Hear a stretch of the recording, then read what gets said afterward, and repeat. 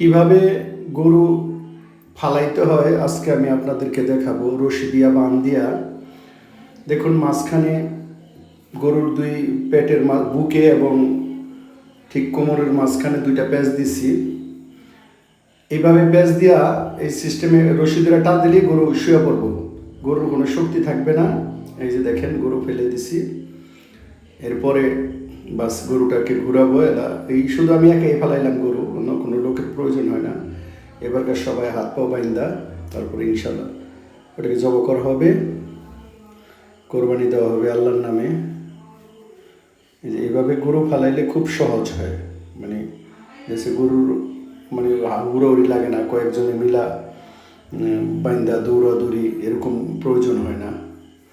খুব শর্টকাটে গরু পড়া যায় এবং সহজে কোরবানি। গরুর দৌড় দেওয়া দিয়া যে কোথাও যাইব সেই শক্তিটার গরুর থাকবে না, কখনই গরু আর দাঁড়াইতে পারবে না, এটা হলো কথা।